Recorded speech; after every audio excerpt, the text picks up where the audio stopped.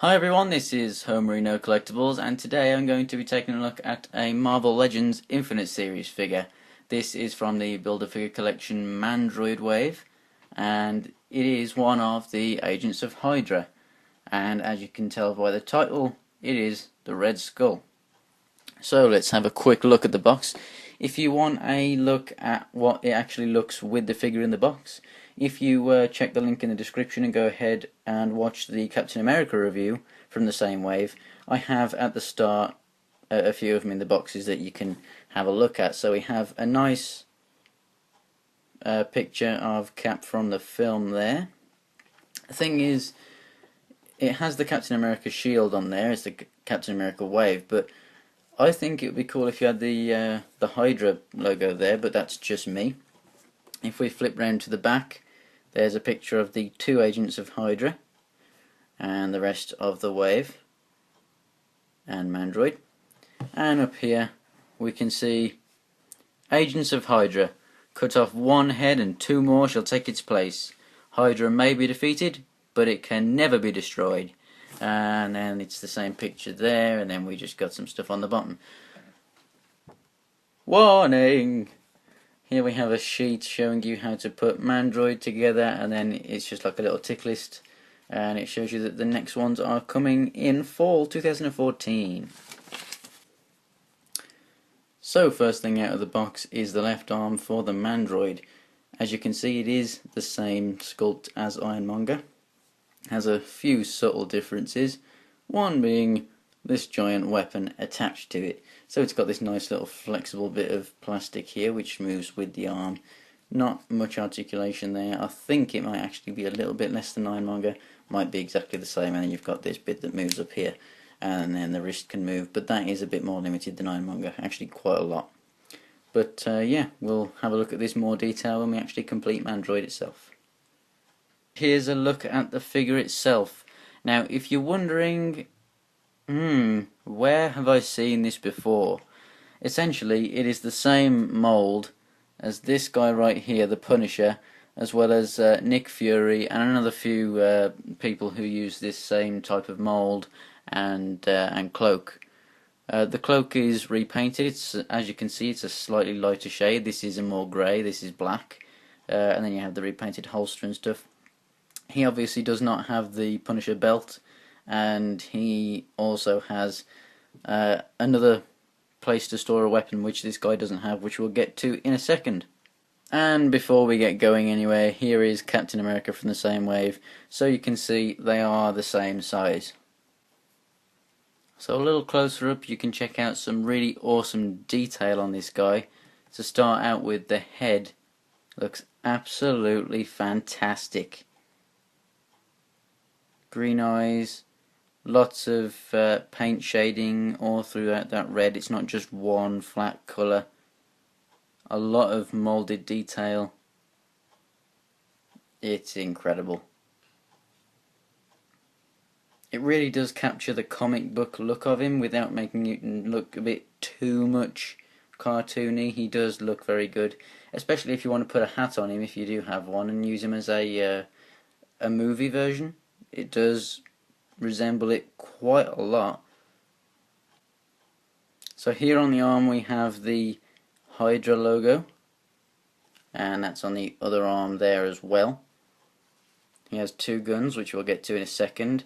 As you can see, he doesn't have the Punisher belt, he just has the belt that is underneath on the same mould. But it has this harness in here, which might be a bit hard to see because it's black on black on black. And I'm in electric light right now. And then we have a few magazine pouches. So it's a nice harness. Moving down, as you can see, he has a holster on his thigh just like Punisher, and some fairly nice detail. It's the same mould, but the problem I'm seeing here is, you know, there's only small little bits of paint up, like here on the buckle on the boots. It would have been nice to see that painted brown or something, or whatever. You know, you got a little bit of silver there, a little bit of silver there, but apart from that, and aside from the obvious red parts, you're just getting a very dark figure. You've got this dark grey cloak, the black boots, gloves, and torso, and then you've got the light grey trousers. It's all very dark. It does make him pop on a shelf, obviously, just seeing the red head on this very dark body, but yeah, I don't know, it's just, you can't really do much shading and a lot of paint detail on a dark figure like this. If it was lighter, just like the Punisher, how he's got the white boots and the white belt, there's a dark wash on that, and it just makes it look so much more detailed and so much more, I don't know, worth a lot more money, essentially. It makes it look a lot more like a Toy Biz figure. So moving on, as you can see, he comes with his mysterious cosmic cube, and, well, there you go. It's not clipped into the hand or anything, but it just holds extremely well. If you rest it in his hand, because his hand's sort of, it's in like a normal grabbing-ish pose, it's like a kind of claw hand sort of thing. If you just rest it in his hand, like, well, any way you want to, but let's say that, then you just bring the hand up so that it's pushing against his cloak, and then it's secure. So you don't have to worry about losing that, and you don't have to worry about, you know, there being a peg in there and a hole in this, because it's fine. It's really, really secure in the hand if you just do that. And you can get some great poses with it. As you can see, it's all one colour blue, but as you can see, as you hold it differently to the light, certain parts of it light up, certain parts don't. So you can play around with that. There's a little bit of moulded detail on there, as you can see, a few cracks and stuff. Very, very nice. Really like that. And then the guns, I'll just take this one out here. As you can see, it fits in that holster nice. And it also fits in that holster nice. Yeah. However, this one, and as you can see, it's just, you know, sits in the hand nice, and the trigger finger goes through there. Pretty cool. It's very secure in that hand. Both of the guns are. This one, if you put it in here, because of it being thick at the top, if you put it in, you got to kind of squeeze it through, and then it only goes that far down, so it looks like that. Or alternatively, if you try and do the same up here, it's a bit more pliable. You can push it in again, but then it's just sticking out like that, which looks okay. It's not too bad, but it's still a bit strange. You can, this thing on the side here, you can push that in, and that looks a lot better. Looks as if it's sort of clipped onto him, but it is kind of aiming at his face. So what I do is I get the handle, or the grip, whatever you want to call it, and put it in there, and that to me looks great, because it's still sort of semi-concealed by this partly, and it's no longer aiming at his face. But hey, we'd all rather get shot in the knee, just like on Skyrim, than in our face. So there you go, you can store both weapons. This one isn't really suited to go into the holsters, but that's what I find to be the best place to put it, and they both fit very well in the hand.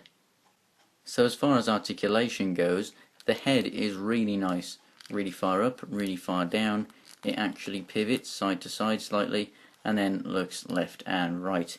He's on a diaphragm joint here instead of a waist joint, so you've got the full left and right, and then you've got the slight ab crunch, that much, and then a little bit of wiggle left and right. Arms go up about that much, and then down about that much. Not massive. Ratchets a full 360. He also swivels. You've got a double jointed elbow, and then you've got the wrist, which moves a full 360, as well as in and out. So down at the hips we have the Y joint ball socket thingy. So as well as going out, if you swivel it round, so you turn this and you turn the ball, you can make it go forward and back, and then obviously the whole leg turns on that joint as well. You've got nice double jointed knees which go all the way up. Mine's a fresh figure, so it's still a bit stiff. And then we have left and right at the ankle, as well as up and down. No turn at the boot and no ankle pivot, and it does have peg holes. So here's a close-up of the back. As you can see, it's got a really nice fake leather effect. It does look incredibly realistic. So overall, do I recommend it? Yes, I do. You have 3 accessories plus a Build-A-Figure piece, and it's a main character, and it's a pretty good mold. The articulation suffers from this mold, but you do get the awesome looking cloak. And although the actual clothing itself doesn't have much in the way of painting detail, the face does, and so does accessories like the gun with the hydra symbol. So thanks for watching. For more Marvel Legends, subscribe and then you'll know exactly when I have them uploaded. And tomorrow I'll be uploading the Baron Zemo figure. And as I said at the start, go check out the Captain America figure if you want to see this guy in package, and if you want to just check out that review. So thanks for watching. I've been Homerino Collectibles, and I will see you next time.